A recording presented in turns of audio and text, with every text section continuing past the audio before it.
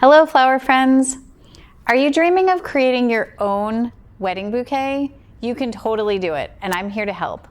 My name is Ellen Frost, and I'm creating a community of flower nerds online by sharing knowledge and creating connections. In today's video, I'm going to show you how to make a stunning DIY wedding bouquet using tips and tricks that florists use so that your flowers look both professional and beautiful for your special day. And if you're one of my flower nerds, be sure to subscribe to my free weekly flower newsletter. The link is in the description. The first tip that I'm going to share with you is around when to get your flowers so that you can have a stress-free DIY experience.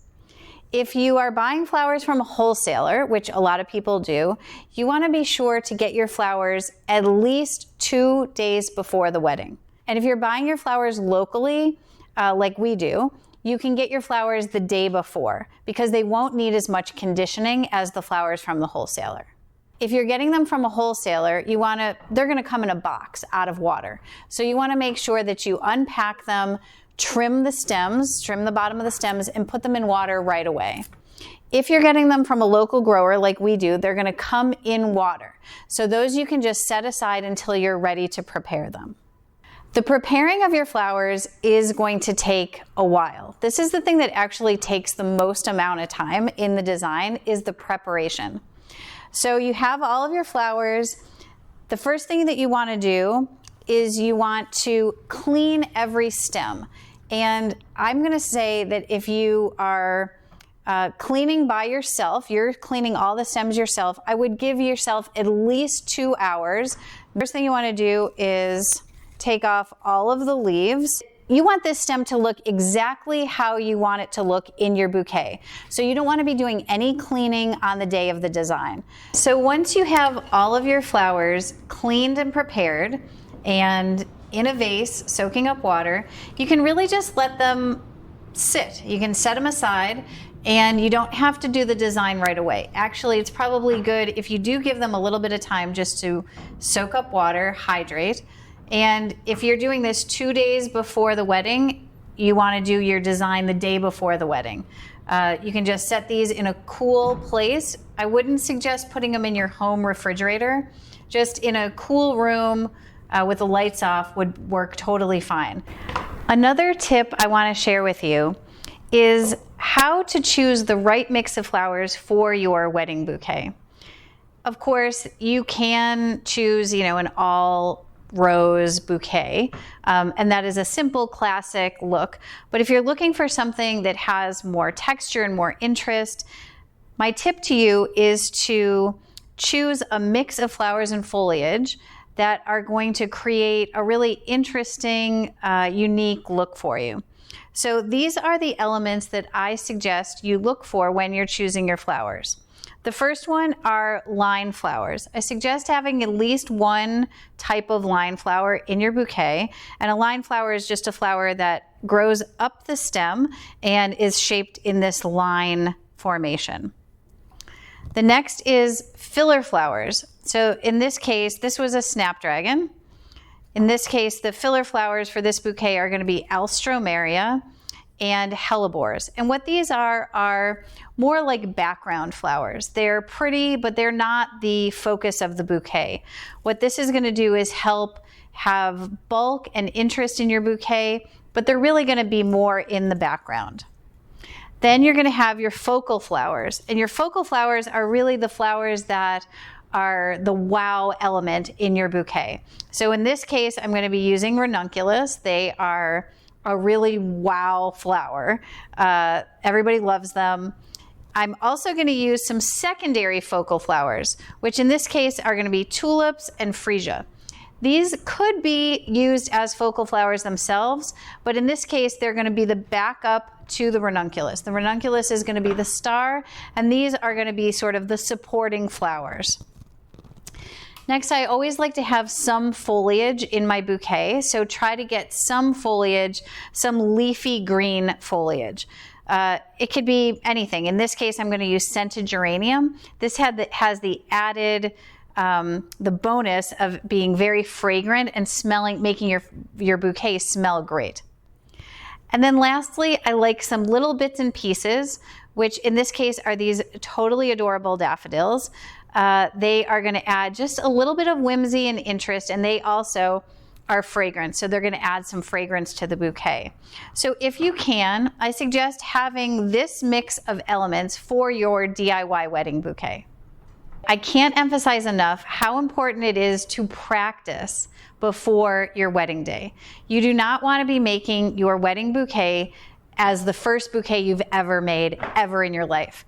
Definitely spend some time practicing making bouquets ahead of time, either a couple weeks, even a month, even more, practicing your bouquet technique so that on the day that you're designing your wedding bouquet, you're feeling relaxed and comfortable and confident in creating your bouquet. The next tip to prepare you in creating your wedding bouquet is to lay all of your flowers out on a table so that the design process is really easy. You want to be able to see all of your elements right in front of you as you're designing. So I like to just match up all of my types of flowers together. All right, so now it's time to create your bouquet. And what I'm going to do now is show you a very simple spiral technique. And the spiral technique does take practice, which is why I said practice ahead of time so that you're not making your bouquet for the first time that day. And the idea around the spiral technique is that you are going to be placing stems in a pattern so that your bouquet feels very balanced. So I like to start with a strong stem. So my snapdragons here, you can see this is a pretty strong stem. So I like to start with that. And what I'm going to do is I'm going to just go down my list here, my list of flowers, and I'm going to place them one after another in a pattern. So I'm going to take my second flower and I'm going to show you this technique here. So the way that you're going to place your flowers for a spiral technique is to hold the first flower in your non-dominant hand. So I'm right-handed and I'm holding my first flower in my left hand. And I'm going to take my next flower and I'm going to cross it over in an X formation. You see that? So every time you lay a flower down, you're going to actually put it in that X formation. So I've put my first flower down. Now this is the trick that is hard, and this does take practice. You're going to actually take the entire two stems, your entire bouquet, and turn it about a quarter turn while you're holding on to it, okay? The next stem is going to be placed in that same X shape, okay? Then give it a quarter turn. Your entire bouquet turns a quarter. It's not just turning your wrist. You're turning the entire bouquet a quarter. And my next stem goes on top in that X formation. Then I'm giving it a quarter turn. And I am considering the length of my stems. I do want to have some variation in the length of my stems. So my tulip, I'm going to pop out a little bit higher. Give my twist. My next stem goes in that same formation. And you're just going to keep following along in this pattern. When you're finished with all of your stems, you're going to go back to your first stem. Give it that cross. Give it a quarter turn. And the more stems you put in, your hand is going to start to get kind of full. But you want to leave a loose grip on it. You don't want to have what I call the death grip, which is like this tight grip on your stems. You really want to just keep them between like your thumb and your forefinger, or even your middle finger, and a light grip so that you can keep that nice light, that nice garden style look. So once you get towards the end here, you can make some adjustments by placing stems right in the middle if you feel like you are missing a few things, or pull things out if they are getting lost. So this one big ranunculus here, I'm going to actually just stick down here in the middle. And you can see I'm just sliding it through and adding it to my stems.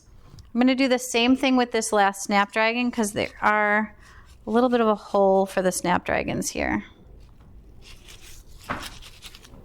So once your bouquet is finished, you feel good about how it looks, feel good about the design, give it another little trim just so you have some, it doesn't have to be super even, but just clean it up a little bit so it's easier to handle. And then you're going to use your floral tape to wrap your bouquet. So if you've never used floral tape before, floral tape feels kind of papery, but when you pull on it, it has a resin inside of it that actually sticks to itself. So I'm going to use this 1-inch floral tape. And if you can see, I'm going to just hold onto it on my bouquet with my thumb. And then I'm going to wrap it around, pulling it tight.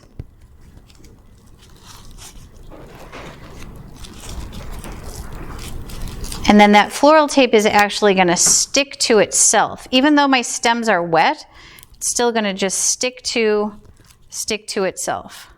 All right, so now you can see I've got my bouquet taped, and I feel comfortable just setting it aside now, putting it back into my vase.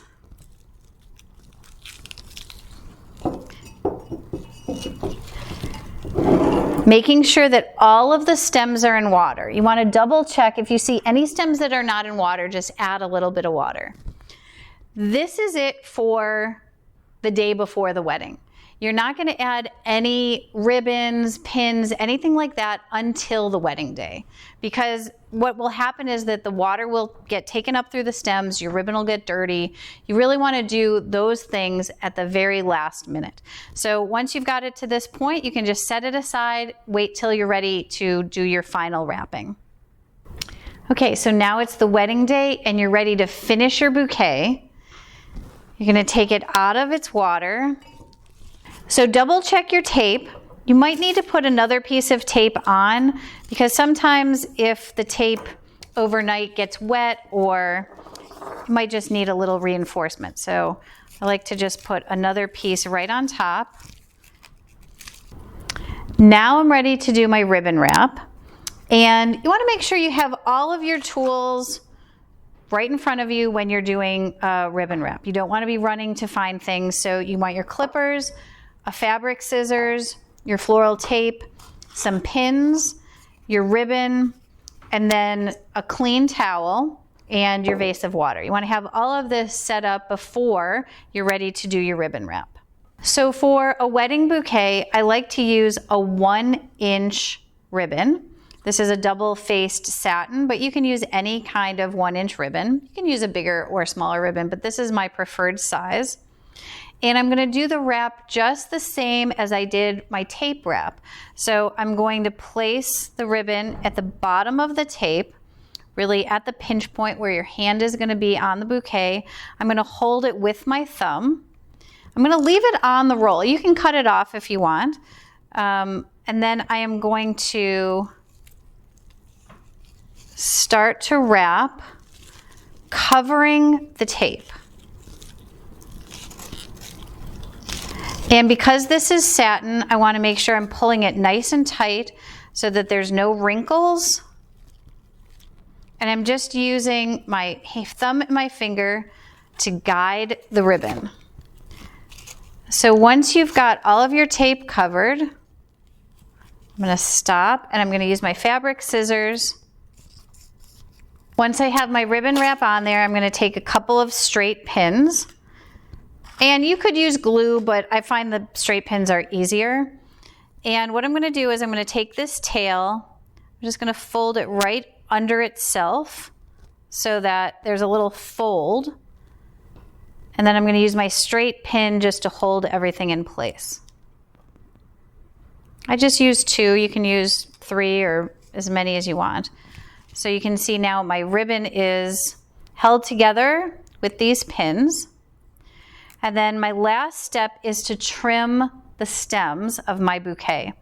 And I really like to have my stems only be about 1 inch were 1.5 inches long. I don't like long stems, and the reason that I don't like them is because what happens is when you're holding your bouquet, it forces you to hold your bouquet upright because the stems are too long. And really, your bouquet looks the best when it's tilted a little bit forward. So I want to trim off most of these bottom stems.